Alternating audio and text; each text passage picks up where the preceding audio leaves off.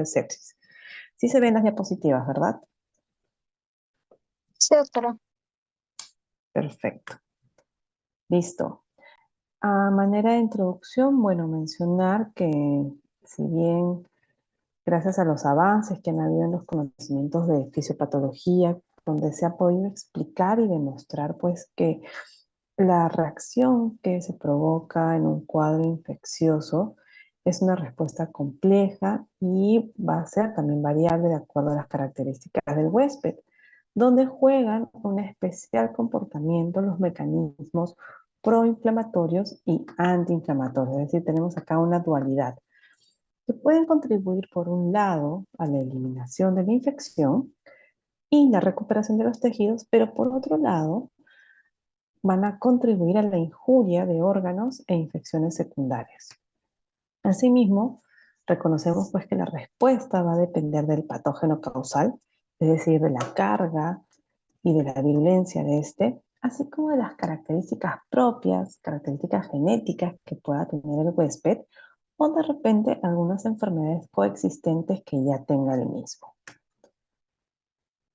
Por allá por el año 1991, hubo una primera reunión, un primer consenso donde se juntó el American College of Physicians con la Sociedad de Cuidado Crítico y establecen un solo concepto, del que conocemos hasta ahora como respuesta inflamatoria sistémica. Y definen así a la respuesta a una variedad de insultos clínicos severos y que se manifiesta como la presencia de dos o más de los siguientes hallazgos. Vamos a tener pues que temperatura menor a 36 o mayor a 38 nos va a suponer un criterio de SIRS. Luego la frecuencia cardíaca mayor o igual a 90 latidos por minuto.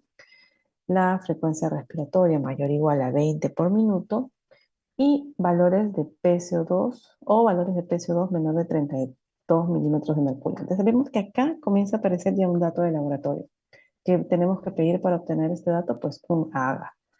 Y no solamente queda ahí, también se apoyan en otros parámetros que podemos obtener a partir de un estudio básico como es el hemograma.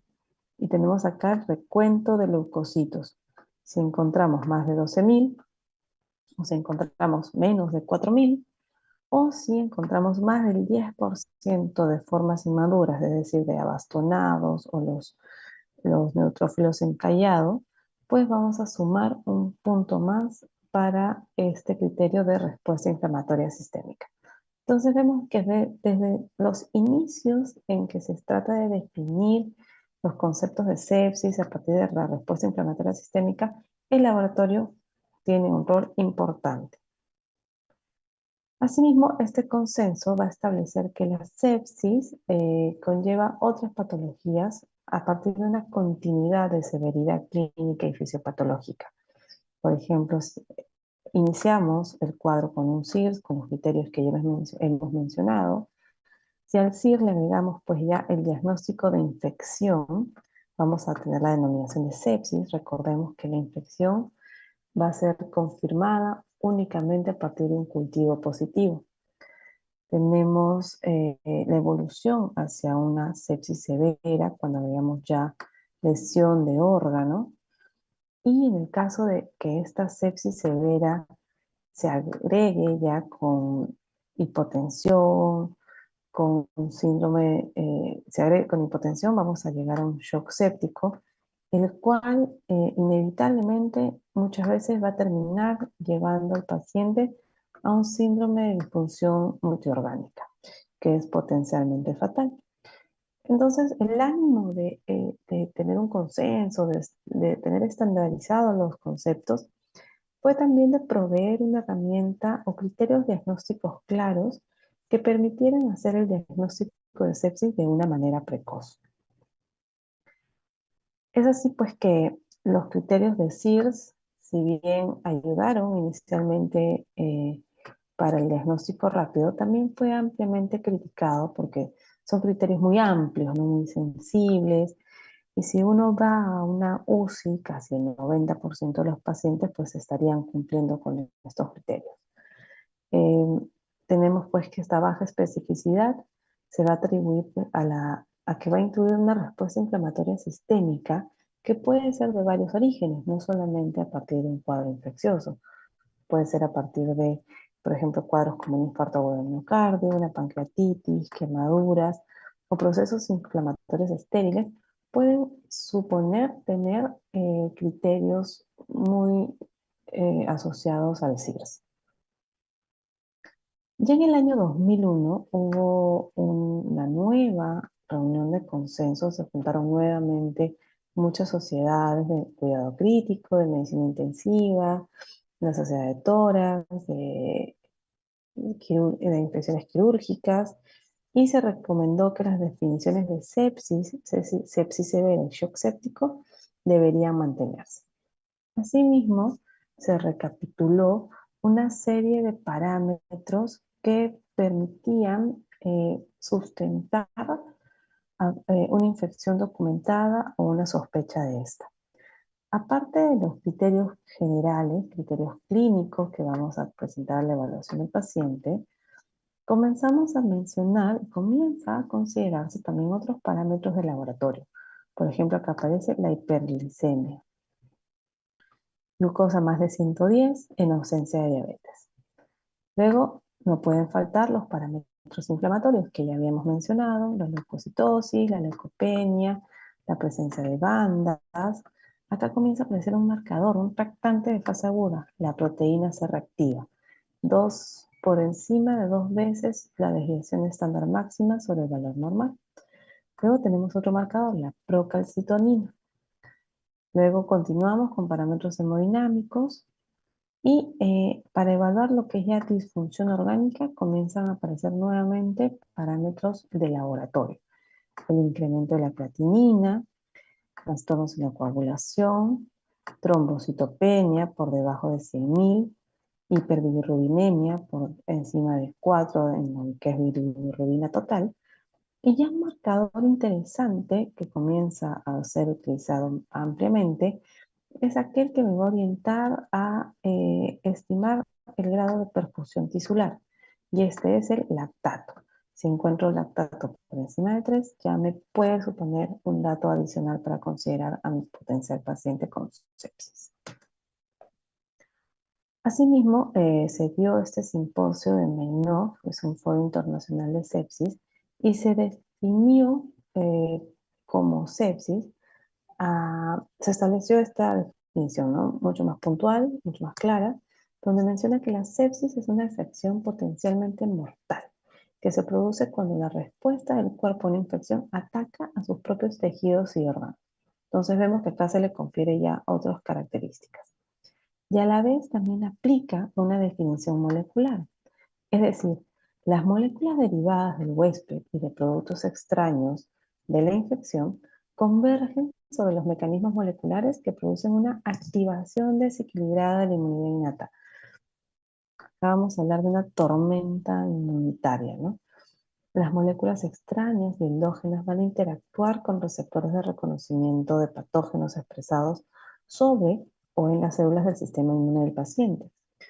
Activándose receptores de reconocimiento de patógenos, culmina en la liberación pues, de mediadores inmunes que van a producir tanto los signos como los síntomas de la sepsis. Ya para el año 2016 se da un nuevo grupo de trabajo de definiciones de sepsis. Y acá este consenso de sepsis 3 actualiza las definiciones de sepsis y shock séptico y define la sepsis como una disfunción orgánica potencialmente mortal causada por una respuesta disregulada del huésped a una infección. También mucho más claro, ¿no? Y se van a establecer esta mnemotecnia de criterios SOFA que me va a permitir evaluar de manera muy rápida el riesgo de infección en mi paciente, el riesgo de sepsis en mi paciente. Vamos a tener una infección confirmada, es decir, y vamos a investigar los 3 principales focos, ¿no? Vamos a enviar un cultivo respiratorio, un hemocultivo y un urocultivo. Si a esto le agrego cualquiera de estos dos criterios de SOFA, es decir, Sepsis Related Organ Failure Assessment, sabemos qué criterios son estos, pues vamos a valorar la presión arterial de oxígeno y el FiO2, la escala de coma de Glasgow, si es que mi paciente está usando vasopresores por hipotensión, y tenemos ya acá también parámetros de laboratorio, recuento de plaquetas disminuido, creatinina elevada o oliuria y bilirrubina incrementada. Este puntaje SOFA es bastante interesante porque incluso me va a permitir estimar mortalidad de mi paciente. Entonces, habíamos mencionado cuáles son los criterios a evaluar donde apoya el laboratorio. Pues tenemos parámetros de coagulación como recuento de plaquetas. Si encontramos plaquetas por debajo de 150.000, ya comenzamos a tener puntaje a favor. En el valor de bilirrubina, que me va a indicar el metabolismo, funcionamiento hepático, si encuentro valores por encima de 1.2, ya comienzo a tener puntaje. En cuanto a la valoración de la función renal, podemos utilizar la creatinina, el gasto urinario. Con una creatinina mayor a 1.2, también comienzo a sumar puntaje. Y les mencionaba que esto nos puede ayudar a estimar mortalidad en mi paciente. Y no es para menos, porque miren que con más de 12 puntos, 13 puntos, yo ya podría estar en un riesgo de 50% de mortalidad de mi paciente. ¿Cuáles son las diferentes manifestaciones con las que va a llegar mi paciente? Pues tenemos que las manifestaciones a nivel cardiovascular, la hipotensión, primera a ser evaluada, podemos tener los valores también del lactato, ya la evaluación de este patrón moteado en piel va de la mano con alteración en la microcirculación, alteraciones en la ecocardiografía, en lo que es la evaluación del sistema hepático, bilirrubinas u otras enzimas hepáticas, en la evaluación de la función renal, la presencia de oliguria asociada al incremento del BUN, de la creatinina. En el paciente en la evaluación neurológica puede llegar al confuso, desorientado, a partir del sistema respiratorio, la hipoxaemia, valores del ratio del PaO2, del FiO2 disminuidos. Y en cuanto a la evaluación del sistema hematológico, puede ser el recuento de plaquetas, va de la mano, también otros marcadores que pueden ir sumando una coagulación intravascular diseminada y la presencia de petequias en el examen físico. Asimismo, también tenemos otro score, que es el Quick SOFA, donde podemos estimar mediante solo 3 parámetros que son clínicos netamente: frecuencia respiratoria, alteración de la conciencia y presión sistólica, si es que el paciente tiene un riesgo de presentar sepsis.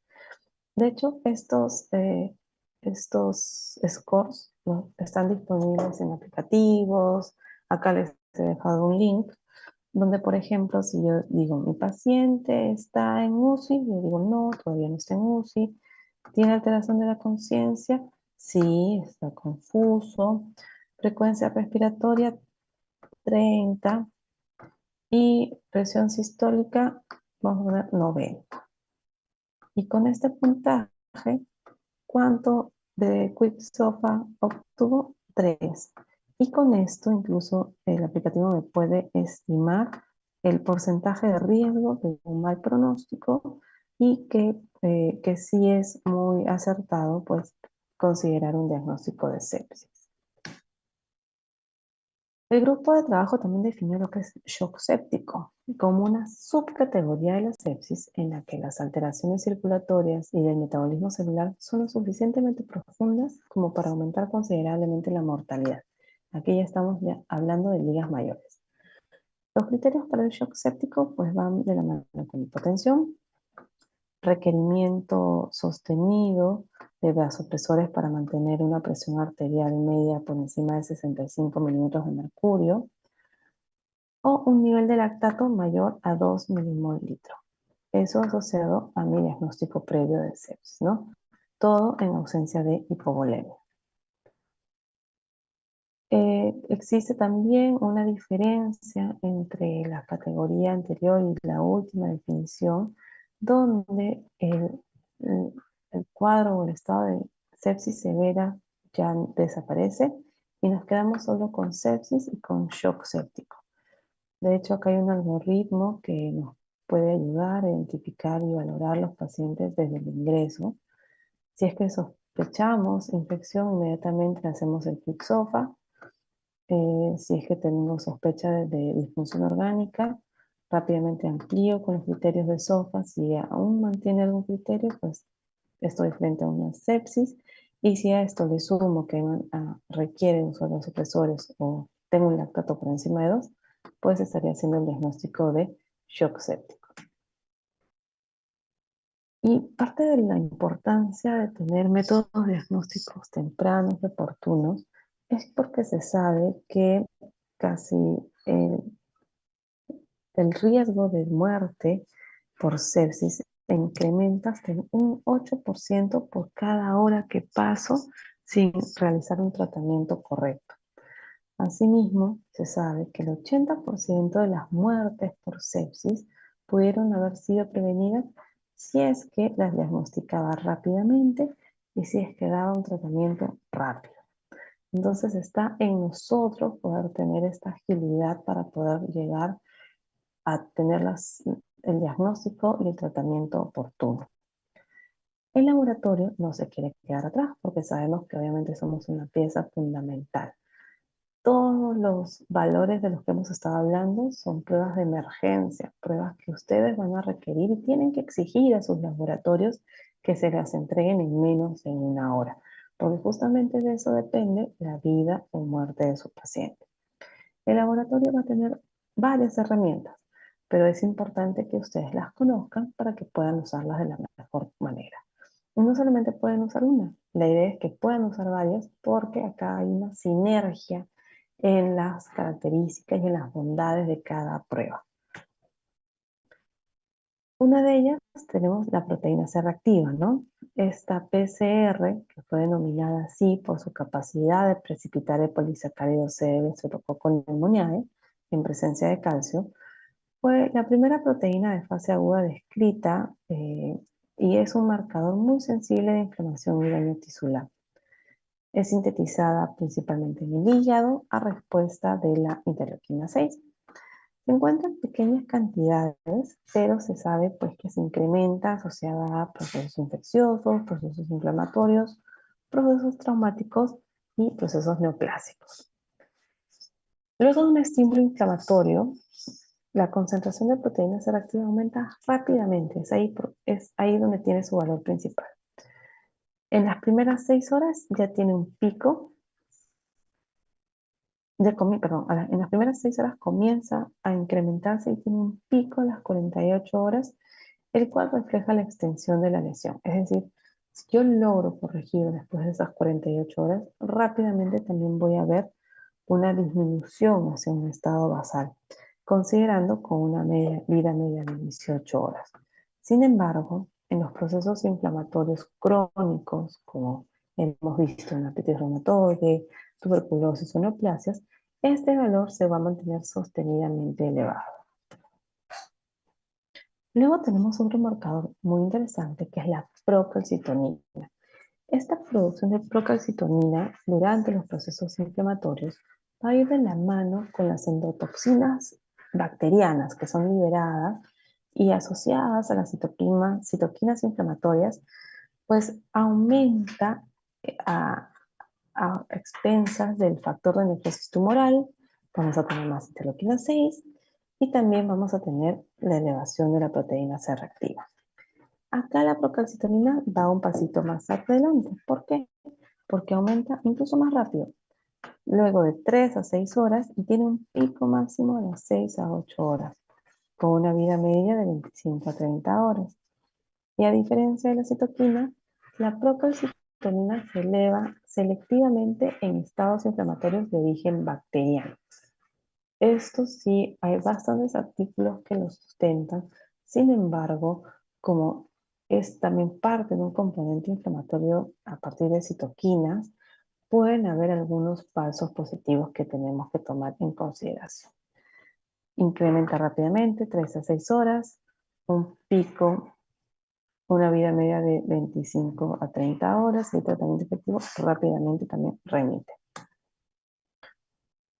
Eh, en una revisión sistemática se vio pues, que la procalcitonina tiene una sensibilidad buena de 83%, una especificidad de 84%, lo que, lo que supone que debería ser considerada como parte del esquema diagnóstico criterio para sepsis. Sin embargo, no está considerada como marcador tal, solamente hemos hablado del lactato.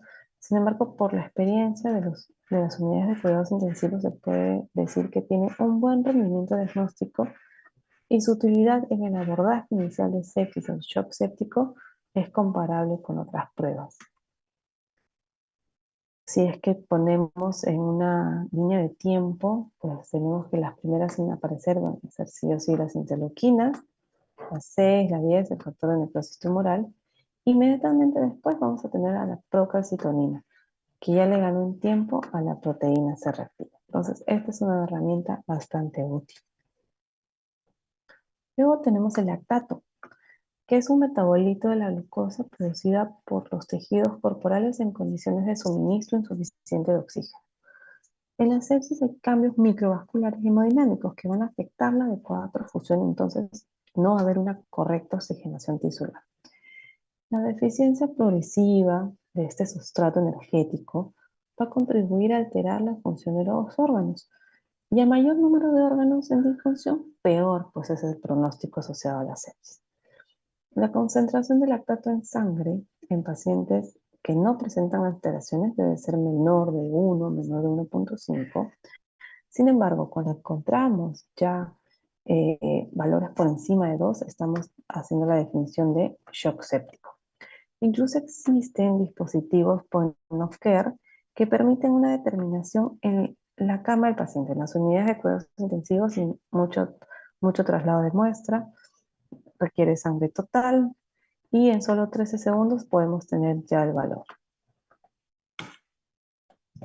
Entonces, en el manejo de la sepsis, vamos a apoyarnos tanto en el control de la estabilización hemodinámica, y acá nos va a ayudar mucho la determinación del lactato, para ver si utilizo agentes vasoactivos o refuerzo mis fluidos endovenosos, así como el control y detección del cuadro infeccioso, donde me voy a apoyar en microbiología para cultivos sanguíneos o en la procalcitonina, porque ya hemos visto que va de la mano con injuria bacteriana, para ver si inicio tratamiento antibiótico o continúo buscando la fuente del cuadro infeccioso.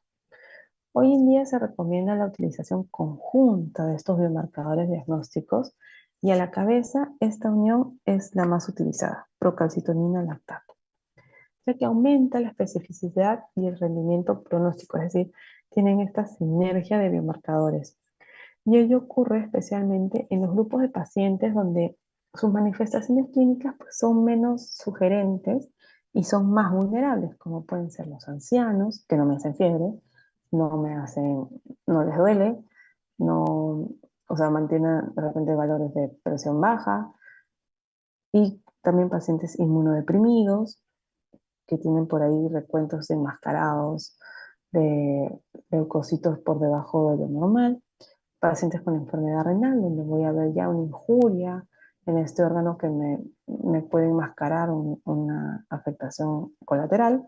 Pacientes diabéticos también están en este grupo. Luego tenemos la interleuquina 6, que es producida por diversos tipos celulares, monocitos, macrófagos, linfocitos, fibroblastos, endotelios, sinovitos, por todos. Los principales estímulos para su síntesis y liberación son infecciones por ciertos microorganismos, particularmente virus y bacterias, a propósito de su lipopolisacárido bacteriano, y también porque se estimulan a partir de otras citoquinas, como la interleuquina 1, el factor de necrosis tumoral alfa y el factor de crecimiento derivado de plaquetas. Esta citoquina tiene muchas funciones, muchas actividades, es pluripotencial, con acciones tanto proinflamatorias como antiinflamatorias. Entonces, puede jugar de buena o de mala. En el sistema inmune, la interleuquina 6 va a promover la diferenciación y maduración de los linfocitos, que me va a llevar a la producción de inmunoglobulinas por parte de las células B maduras. Inhibe también la secreción de citocinas proinflamatorias, como el factor de necrosis tumoral alfa y la interleuquina 1. En ese sentido, va a tener acciones antiinflamatorias y junto con el cortisol ayudan a controlar la respuesta inflamatoria. Ese es un lado. Pero ¿qué pasa si el otro lado? También tiene esta función de estimular la producción de la mayoría de reactantes de fase aguda, como la proteína C reactiva, amiloide sérico-A, ceruloplasmina, apelobina, ferritina, proteínas del sistema de complemento, proteínas de cascada de coagulación. Entonces, la interleuquina 6, junto con la interleuquina 1, el factor de necrosis tumoral alfa, el interferón gamma, es un regulador importante de la termogénesis corporal y su papel como pirógeno endógeno está ampliamente demostrado. También la interleuquina 6 tiene un papel importante en la patogénesis de la anemia y las enfermedades crónicas. ¿Por qué? Porque induce la producción hepática de psilina. ¿Qué va a hacer la psilina? Inhibe la absorción intestinal de hierro. Nuevamente, acá vamos a agregar algunos otros marcadores. Por ejemplo, tenemos la interleuquina 6, que aparece muy temprano, interleuquina 10, factor de necrosis tumoral alfa, la procalcitonina y finalmente la proteína C reactiva. El STRIM tiene todavía usos de investigación, pero aparentemente está demostrando ser un nuevo marcador interesante. Tenemos a la proadrenomedulina. Su concentración en las situaciones de estrés celular aumenta y es conocida como biomarcador de sepsis, pero también está presente en algunas otras enfermedades como enfermedades cardiovasculares. Es superior a la procalcitonina, sobre todo en el dato de capacidad predictiva de mortalidad. Y un aspecto importante que tenemos que considerar cuando la utilicemos es que aumenta con la edad, por lo que tenemos que corregir los valores cuando estemos con pacientes por encima de 70 años. Luego tenemos la presepsina, también es otro marcador que es mucho más utilizado que la proadrenomedulina. Es la forma soluble de la proteína CD14. Ese es su sustento, ¿no? Que se expresa en la membrana de monocitos y macrófagos y se va a liberar a la circulación al unirse al complejo lipopolisacárido y va a activar al TLR4. Y acá va a actuar como una señal de la cascada inflamatoria tras unirse al microorganismo. Es decir, todo esto no se da si es que no hay esta primera unión al microorganismo. Entonces, en presencia de una infección sistémica, las concentraciones de presepsina van a aumentar, provocando una mayor activación de monocitos y macrófagos. Acá tenemos la presepsina, que también tiene un comportamiento interesante. Desde el CIRS ya comienza a mostrar esta curva en ascenso, que en un momento clave pues coincide con el cultivo positivo en que ya me hace el cambio de definición a sepsis. Acá al final les estoy dejando una lista de otros marcadores con algunos comentarios adicionales, sobre todo, por ejemplo, valorando lo que es capacidad diagnóstica, capacidad pronóstica y algunos datos adicionales. El factor de necrosis tumoral, interleuquina 6, muy utilizada para lo que es mortalidad, y para diagnóstico altamente usada. El STEM también que me va a ayudar en lo que es gravedad y mortalidad. El Indocan es una molécula nueva, la nepterina, la proadrenomedulina, también muy utilizada para la gravedad. Péptido natriurético atrial también puede funcionar como un marcador pronóstico, la copectina, y bueno, acá también algunas referencias. Listo, entonces hasta acá vamos con esta primera parte y vamos a pasar a segundo tema.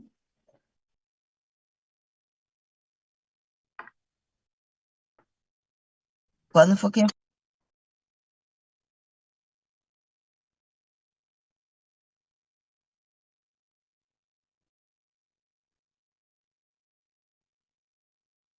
Listo, a ver, me confirman si se ve.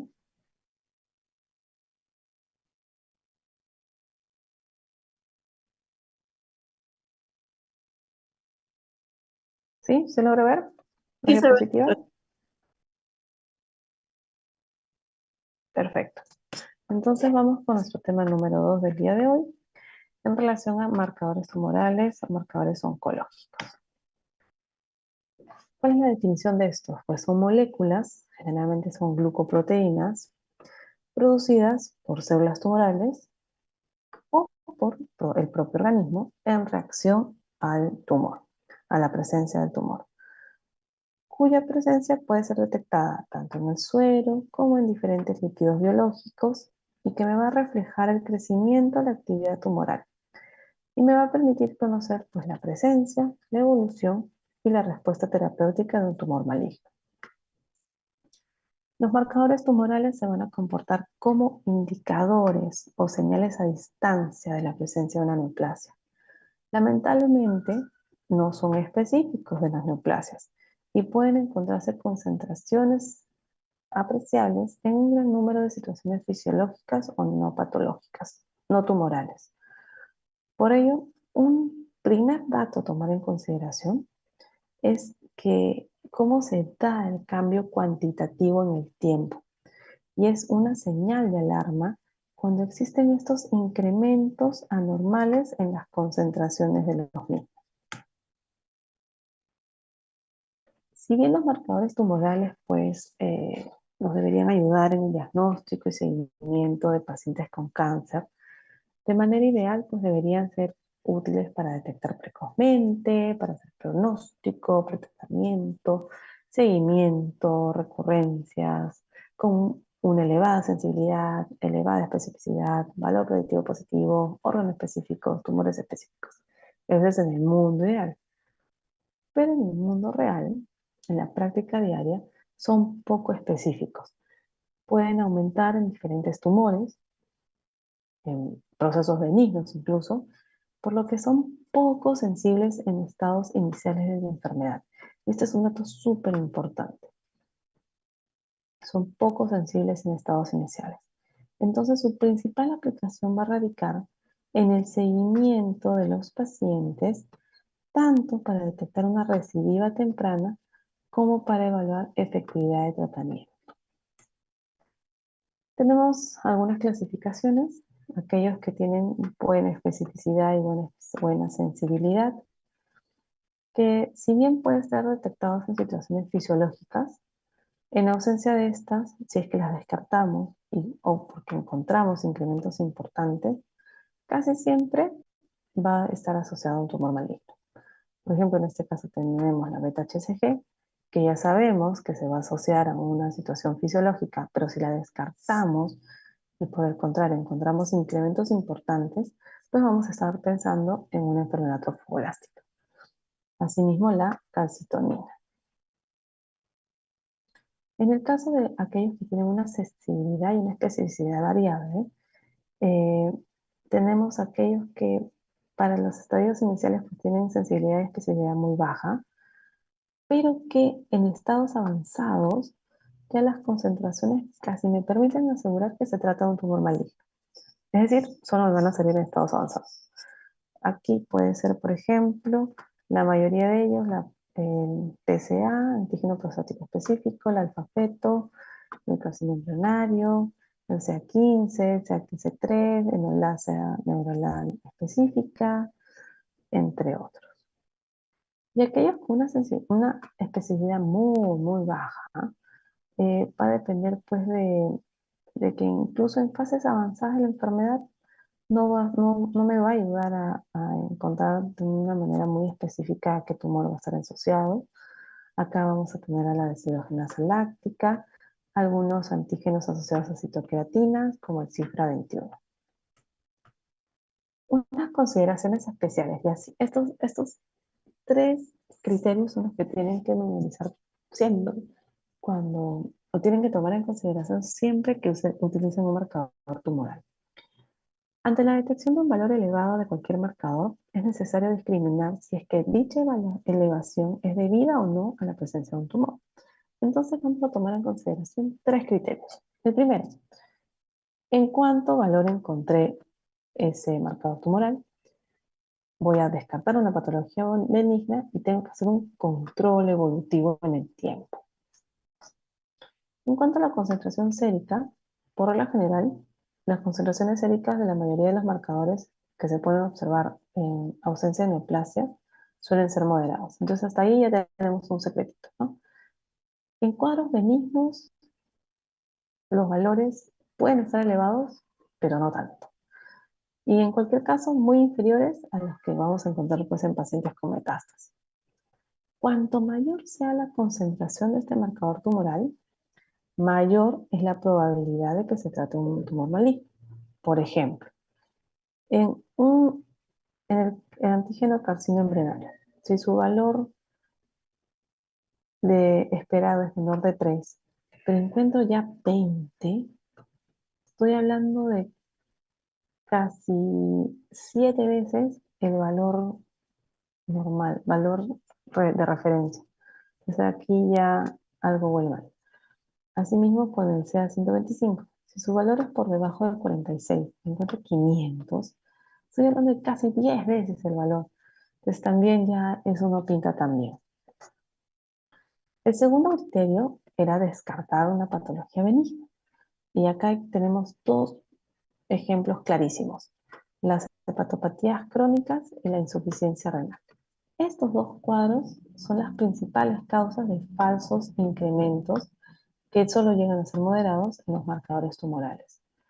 Aparte de determinados marcadores tumorales que suelen tener como falso positivo estas dos patologías, y hay que tomar en consideración, por ejemplo, en el antígeno carcinoma de células escamosas, en el caso de enfermedades dermatológicas.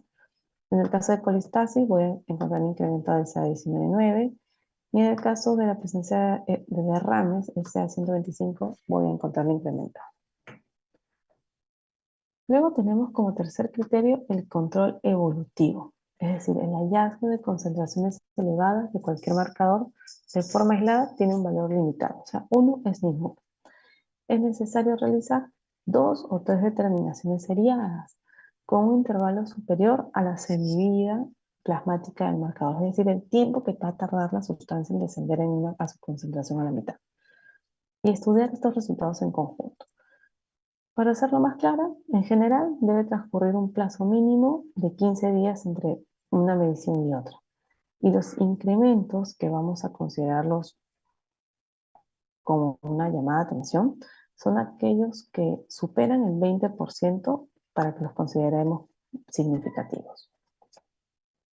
Si las cifras del marcador sufren un incremento continuo, podemos afirmar casi con bastante seguridad que es de origen tumoral.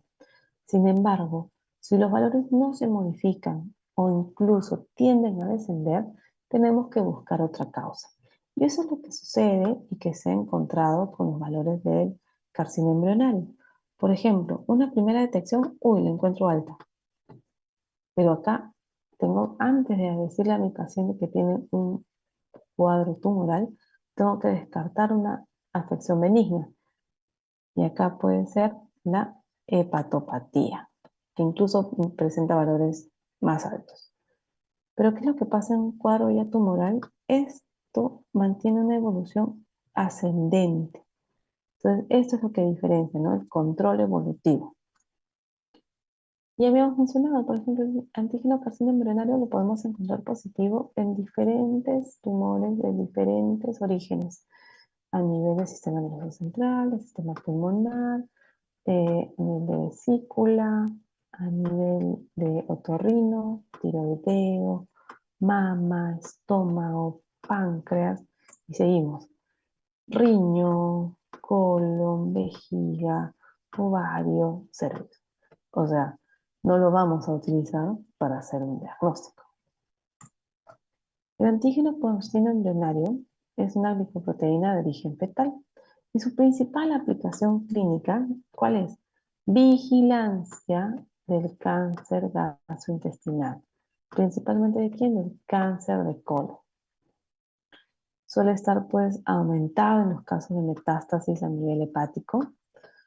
Este marcador puede elevarse en todos los que hemos mencionado, en todos los órganos que hemos mencionado. Y también pueden presentarse niveles aumentados en aquellos pacientes con enfermedades benignas como enfermedad inflamatoria intestinal, pancreatitis y enfermedades hepáticas, pero no superando los valores de 25. Y el tabaco también puede contribuir a elevar estos niveles, por lo que incluso tenemos que hacer una corrección o estimar los valores de referencia de acuerdo al dato de si el paciente fuma o no fuma. Para el caso del CA-125, esta es otra glucoproteína, cuya utilidad recae en la evaluación de carcinomas de ovario. Se sintetiza a partir de los tejidos del conducto de Müller, las trompas de falopio, endocervix, fondo vaginal y mesotelio, pleura, pericardio, peritoneo. Entonces aquí ya tenemos que pues, puede aparecer en cualquier alteración a nivel de estos tejidos, ¿no? Tanto en trompas, endocervix, fondo vaginal, es decir, un componente a nivel ginecológico, como a nivel de pleura, pericardio y peritoneo.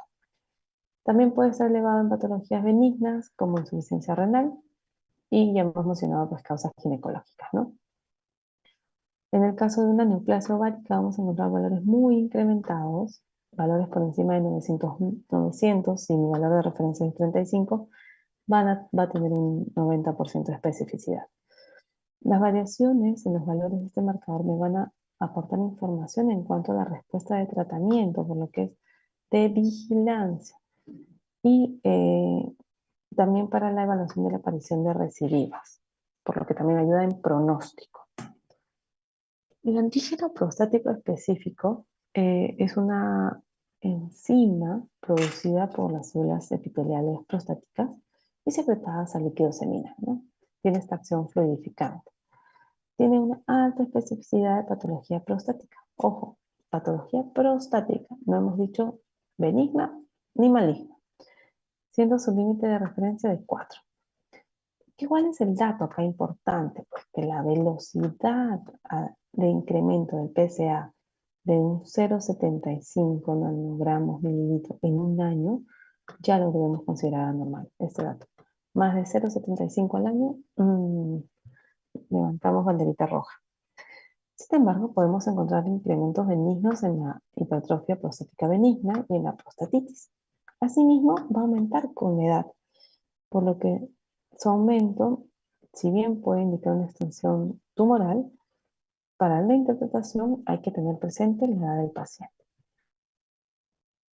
El PSA va a circular unido a proteínas inhibitoras de las proteasas y una pequeña fracción en estado libre. El PSA libre es menor en pacientes con carcinoma de próstata, por lo que a partir de este hallazgo es que se trabaja con un índice de PSA libre sobre PSA total. Si este dato es menor al 15%, acá vamos a levantar banderitas y sospechamos de una neoplasia. Y el incremento de PSA por sí solo pues no es evidencia definitiva de una neoplasia prostática. Por lo tanto, se debe complementar con pruebas como la biopsia.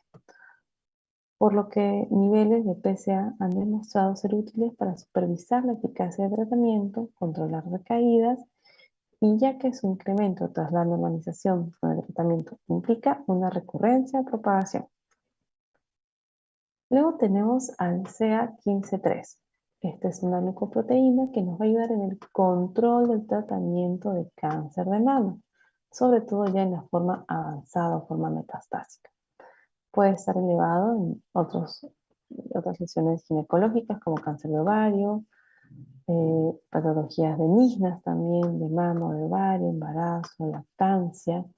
Vemos que pulmón, próstata también pueden darme un valor incrementado de este marcador, por lo que no lo vamos a utilizar en estados iniciales de la enfermedad y no se recomienda su uso para despistaje, tamizaje, diagnóstico ni estadiaje.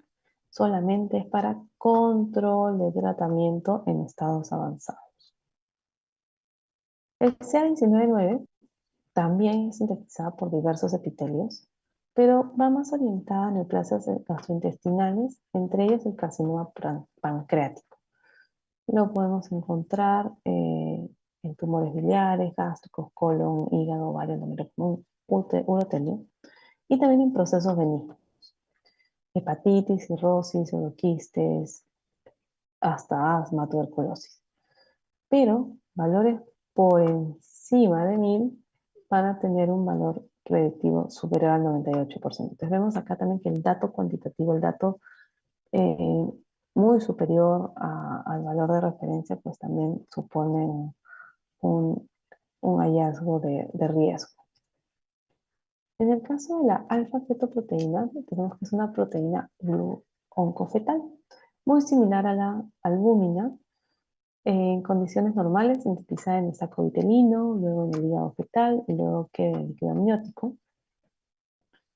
Es mayoritaria del suero fetal, pero tras el nacimiento disminuye rápidamente. En el caso de pacientes con trisomía, por ejemplo, se caracteriza por encontrarse valores muy bajos en comparación con los que deberíamos encontrar durante la gestación. Este dato pues, es para evaluar en gestación. La alfa-fetoproteína va de la mano con tumores germinales, no seminomas, y se relaciona con la diferenciación a tejido de seno endodérmico. Muestra valores muy elevados en casi el 60% de los pacientes con carcinoma hepatocelular, pero tiene estos falsos positivos en el caso de hepatopatías benignas, como cirrosis, hepatitis o hepatitis tóxicas por drogas. Para terminar, tenemos la gonadotrofina coriónica humana. Esta es producida en condiciones normales por el sincito trofoblasto de la placenta. Creo que lo dije bien. Sincito trofoblasto de la placenta. A partir del octavo día después de la fecundación, con un pico máximo en la semana 10 a 12. La especificidad es muy elevada, pero tenemos falsos positivos en aquellos casos como una úlcera gastrointestinal, consumo de marihuana, cirrosis hepática, enfermedad intestinal inflamatoria y embarazos patológicos. Y aquí el embarazo molar es el que nos va a prestar mayor atención. En el caso de enfermedad trofoblástica, como un coriocarcinoma, está presente en el 100% de los casos y también pues, en los tumores germinales. Y acá finalmente les dejo también una tablita donde ubicando el marcador oncológico, vamos a poder también conocer aquellas causas de falsos positivos, ¿no? Habíamos mencionado el alfa-feto, pueden encontrarse en el embarazo, en los neonatos, en enfermedades hepatosbiliares, pero sí va a tener su implicación en la evaluación del carcinoma hepatocelular, tumores germinales y cáncer gástrico, ¿no? Y así para cada uno de ellos. ¿Qué es lo que se quiere para más adelante, ¿no? ¿Qué es lo que quiere el laboratorio? Pues tener marcadores más específicos. Y aquí nos vamos a apoyar ya no solo en métodos diagnósticos convencionales, sino en métodos moleculares, donde podamos estudiar la expresión génica para ayudar a determinar el pronóstico de un paciente o su reacción a la terapia. Tenemos un estudio muy conocido donde se trabajó con mujeres recién diagnosticadas con cáncer de mama que eran sensibles al receptor de hormonas y con ganglios linfáticos negativos y que no tenían ER2, ¿no? Y que se habían sometido a cirugía. Quienes tenían la puntuación más baja de recurrencia, y esta prueba es la que marcó la diferencia, ¿no? El Oncotype, una prueba de 21 genes. que me indica, incluso me permite estimar quiénes podrían tener el índice de recurrencia más bajo, por lo que si reciben terapia hormonal sola, podría ser suficiente y no ser necesario pasar por la fase de quimio. En el caso de recomendaciones para el alfa-feto, pues recordemos que si lo vamos a utilizar en el hepatocarcinoma, debemos enfocarnos a grupos de alto riesgo y siempre asociado a una prueba complementaria de ayuda al diagnóstico, como puede ser una ecografía abdominal. PSA 125, nuevamente en los pacientes con cáncer de ovario, enfocados en pacientes de alto riesgo y asociados a una ecografía pélvica. En el caso del PSA, nuevamente, pacientes con factores de riesgo, que tengan 2 o más familiares afectados, un cáncer de próstata, de repente con determinaciones previas dudosas, y que sí o sí tengan en la evaluación clínica del tracto rectal, pues a partir de los 50 años, un hallazgo alterado. Como ayuda diagnóstica, un alfa-feto por encima de 500, asociado a una masa hepática, casi de la mano con un hepatocarcinoma.